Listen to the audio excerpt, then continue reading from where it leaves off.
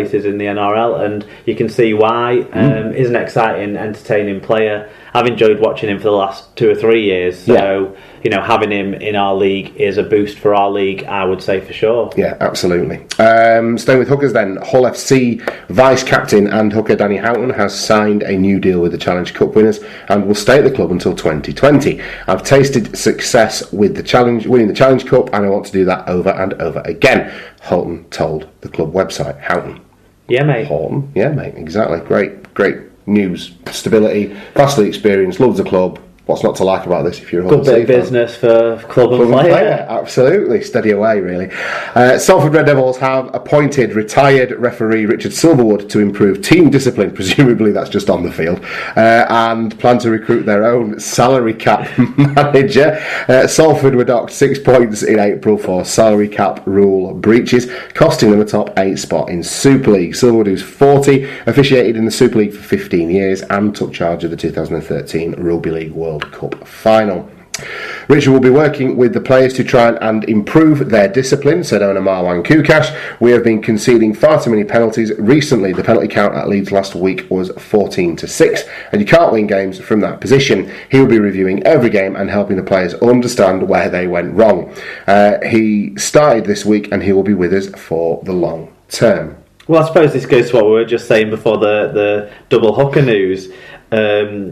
It does look like he is bringing people in. Silverwood for one job and a salary cap manager. I mean, that's like admitting he didn't do the job properly himself, I suppose. That's all sensible stuff and good signs for Salford, and maybe it swings it back round to maybe Marwan is more likely to stay, but it's very... See, I didn't think it's such a roller coaster of like spirit and understanding, isn't it, this Marwan Kukash?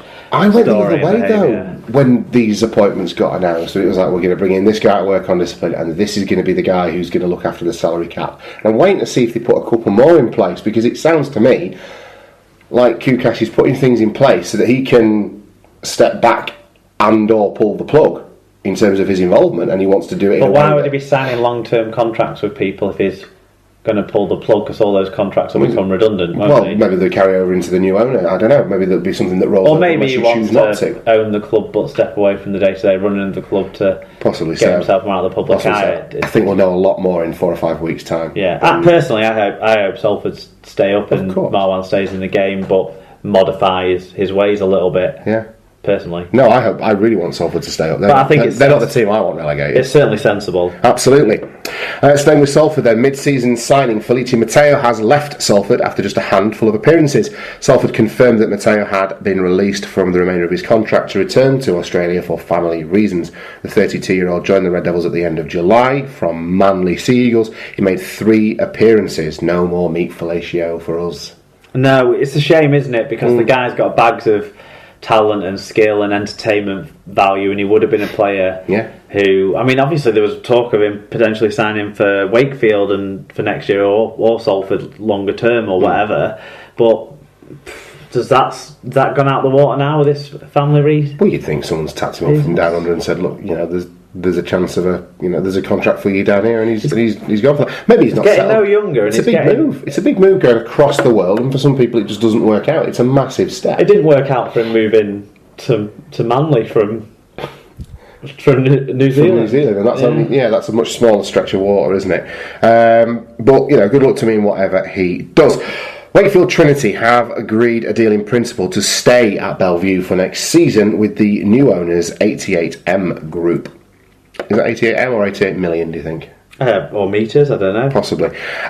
Wakefield said in a statement, after extensive talks over the last month with the chairman of the 88M Group, he has found that a whole-site solution to the ongoing issue over a new community stadium for the citizens of Wakefield and the club are excited to be a small part in this process. There is a scheme currently being finalised which will include a new community stadium and retail park on the existing land at Bellevue and the Super Bowl adjacent to it.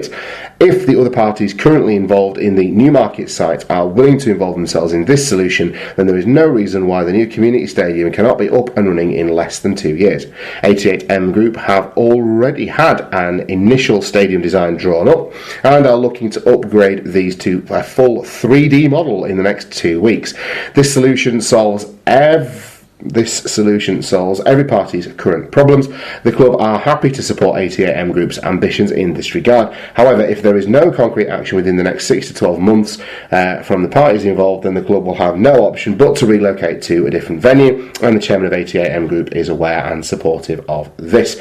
Hopefully this can bring an end to decades of uncertainty and give the citizens of Wakefield the community stadium they were promised nearly 4 years ago. Positive noises with caveats, but yeah. Well, the fact that they haven't got a 3D, they haven't 3D modelled the designs yet seems bizarre to me. That just smacks of them not taking it seriously. It's not real unless it's in 3D. It just seems like most designers would have done a Revit model or something by now if they were serious about this. It's just on the back of a packet of Benson and Edges and someone's drawn like a rectangle and written seats down either end of it. But in all seriousness, it's good that Wakefield are staying in the city for the current, for the immediate future. Yeah, absolutely. And there's a potential solution for the long term if all the parties can come together. And it's about time someone did unite the different factions, because people need to actually start thinking about what's best for the people, and this club, but also the wider community, like they're talking about, and not what's best for certain people who want to be able to be the guy who did this, be the guy who did that, because none of them are the guy who did fuck all at the moment, are they? So this is a good move. There you go. Okay. Staying with Wakefield, though, Trinity prop Scott Anderson has announced he will retire from Rugby League at the end of the season. Anderson made 44 appearances for the Wildcats after joining from NRL side the Brisbane Broncos. That was in November 2013. The 30-year-old started his career with Melbourne Storm before signing for Brisbane for the 2010 series. I've had a few injuries these past couple of years which have set me back, and it's time I listen to what my body is telling me, he said. I have thoroughly enjoyed my time here. It's a great club with some fantastic supporters, and I wish them all the best for next season. Yeah, I always quite enjoyed watching I was going to say Mason Caton Brown, that's the next story. I always quite enjoyed watching Scott Anderson. He ran the ball quite well. He was big, strong boy. He was a steady away player. Steady away player, yeah, there you go. Speaking of people who aren't steady away, Wakefield Trinity have confirmed that Mason Caton Brown will be joining them from Salford for the 2017 season. The outside back has inked a 2-year deal for the Bellevue club.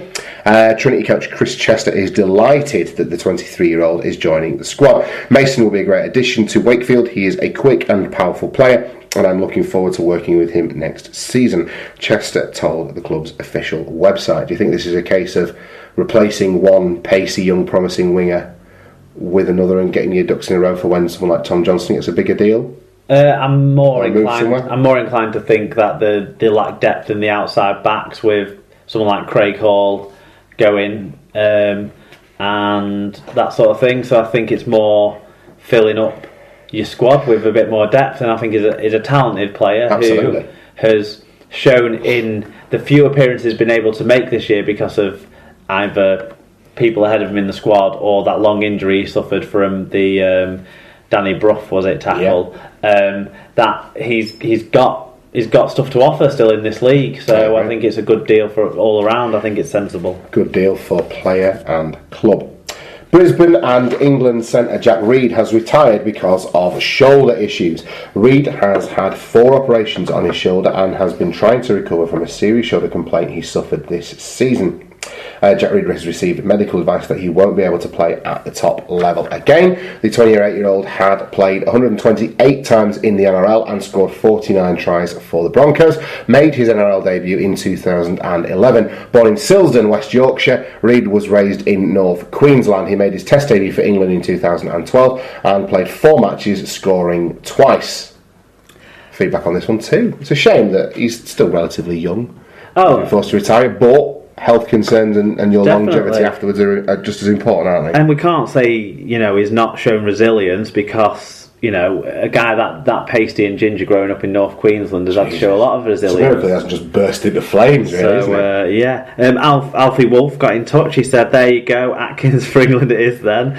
All the best, Jack. Clappy hand, emoticon." Colin Render got in touch. He said, "Big news. Always a shame for a player to have his career cut short." There you go. Okay, Leeds Centurions prop Sam Barlow has been given a 4-year ban from the sport for assaulting an anti-doping officer. An independent panel found him guilty of tampering with doping control. Barlow, who's 28, pleaded guilty in court to assaulting the UK Anti-Doping Agency official who visited his home in Halifax in 2015 in July.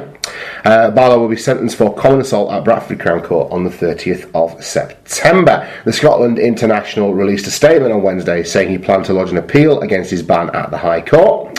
"I remain in the position I am innocent and in no way, shape or form have I failed, refused or avoided a test," Barlow said. "We will not tolerate obstructive or threatening behaviour towards any of our personnel," said UCAD Chief Executive Nicholas Sapstead. "Whilst incidents such as this are rare, the obstruction of the doping control process in any way is and will be taken very seriously." Barlow joined Lee in 2014 and had made 50 appearances for the club. Barlow's ban is going to be backdated to the 23rd of November 2015 and will run to the 22nd of November 2019, which you would suggest effectively puts an end to his professional career. Well, you would think so if that's the case. If it's upheld, it's still an ongoing legal matter. So I suppose there's not a great deal we could say. I think the strong stance taken by UKAD shows certainly how committed they are to knocking these sorts of any doping out of our sport. The behaviour of Barlow towards he's pleaded guilty to assaulting the guy by the way this was reported. You would think so. He's been found guilty, hasn't he? No, I think he's pleaded guilty to the assault, but not to the reason. Not that the assault was in any way because he didn't want to be tested. So what he's saying is, I chinned him, but I was still going to pee in the bottle for him. Effectively, yeah. That'd be ridiculous. Yeah. So it all seems a bit strange, but it's look. Barlow's had his run-ins, and I'm sure that's got nothing to do with what's happened here. But it leaves a situation where you think that the guy maybe has assaulted someone if his, and then that does lead to obvious questions. But if he isn't guilty, then let's hope he is cleared and can just serve his punishment for the crimes he has committed rather than any he may not have. But there we go. There you go. See what happens. It is a very fine line, though. It's a nuanced story, isn't it? And anyway, there you go. Let's see how that pans out. Lee haven't missed him anyway whilst he's not been playing. Holy Christ! No, they've got a plethora of much older, more experienced forwards to bring in. London Broncos have confirmed that Alex Walker has inked a new 1-year deal with the club. The Scotland international fullback has made 13 appearances for the club this season after coming through the Broncos youth ranks. He says, "I'm really happy to be staying on with the Broncos. It's my home club and I love it here." So, that's tremendous. It's good to see London-born and London-developed players staying with London and getting the opportunity to blossom in their first team. Yeah, there's also talk of potentially Channing going back down there, so that would be more London talent in the London team. There you go. But no, certainly Walker's seemed to have come on quite a bit this year. Indeed. Staying with London, though, the Broncos have confirmed that vice-captain Daniel Harrison has committed to the club for another season. The 26-year-old loose forward is delighted to be staying, but I'm stoked to be staying on with the Broncos. It's a great bunch of boys here, and I've loved my time with the club so far. So to be able to stay on longer is awesome, he told the club's official website. Yeah, based on the use of the word stoked, you would assume straight away that this isn't a local London product. No, I don't want to just jump to conclusions and accuse somebody of being Australian, but It does lead you to believe that he might be, doesn't it? Yeah. But if he's not, we take it back. No, well, he is. But I don't know. Let's move on. We know he's Australian. Okay, Toulouse Olympique have confirmed they have signed French halfback Stan Robin for the 2017 season. The 25-year-old joins from Catalan Dragons, for whom he has played 10 times this season and scored 1 try. A club statement read, "The profile of this player is that he is young and yet full of experience, and he will perfectly complement the blue and white team already in place. The entire Olympian club is delighted with this quality reinforcement, and we welcome Stan."